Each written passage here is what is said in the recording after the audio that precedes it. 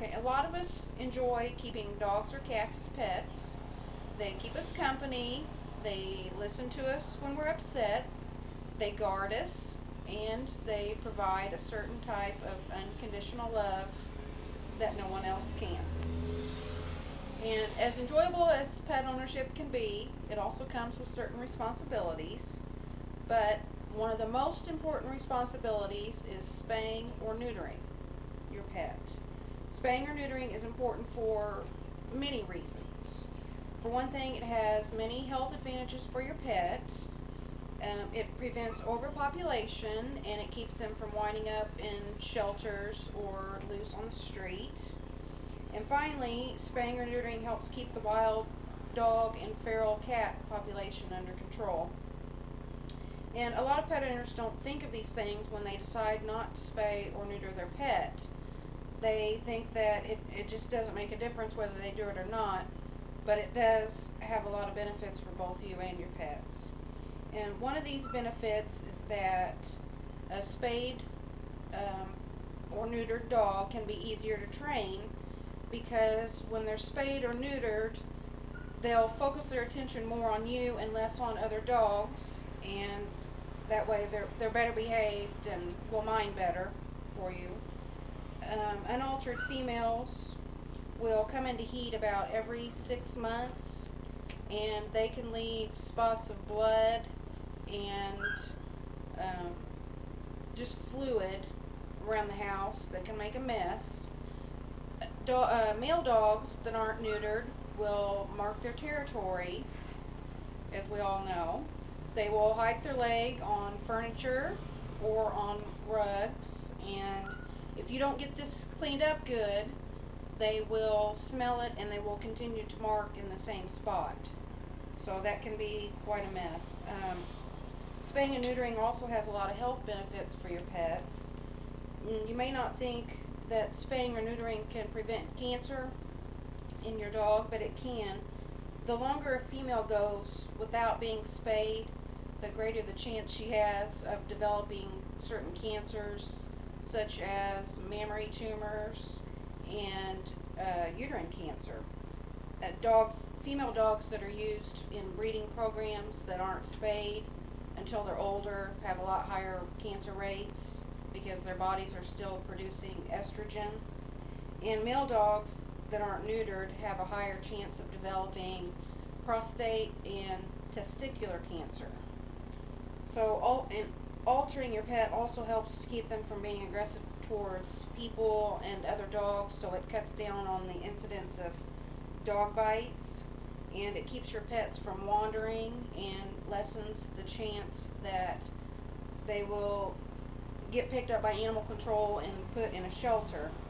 And another important reason to spay or neuter your pet is it helps keep the pet population down.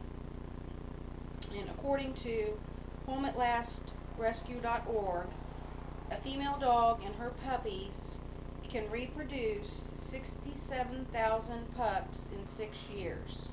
And for cats, it's even worse. An unaltered cat and her kittens can produce 420,000 kittens in 7 years.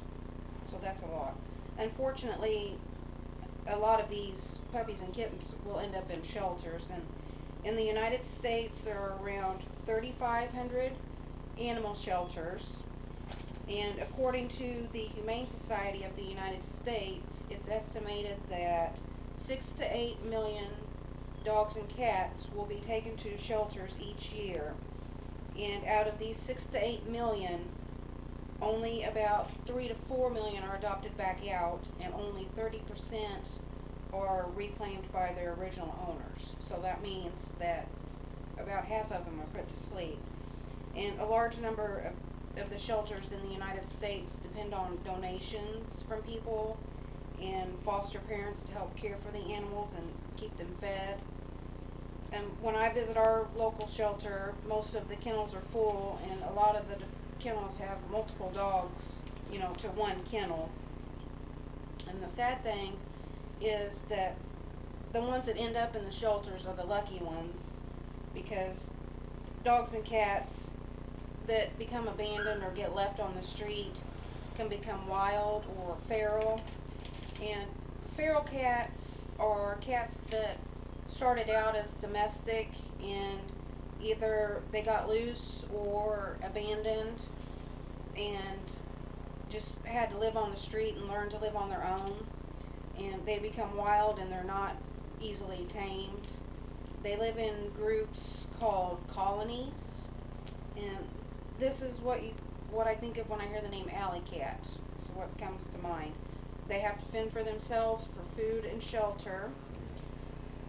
They don't survive for long after they're born. A lot of them don't survive at all. They can die from starvation, disease, and from exposure to the elements. If they do survive, they only have a lifespan of about 2 years. Dogs can also become wild. They live in packs and they find food and shelter wherever they can. Some of them resort to killing livestock for food in order to survive. And the danger of wild dogs is that they've been known to attack humans. And according to NationalGeographic.com, in 2001, a 10-year-old little boy was attacked by a pack of wild dogs, and they killed him, and they were eating his body when they were found. And I read another story that talked about dog fighters that would use puppies as bait. And they used Great Danes a lot and would tie wire around their necks to tie them down and let the other dog just attack them. And then they just dump them on the street. No matter how bad they're hurt, they'd be missing a leg. And that really increased the wild dog population. That led to a lot of that.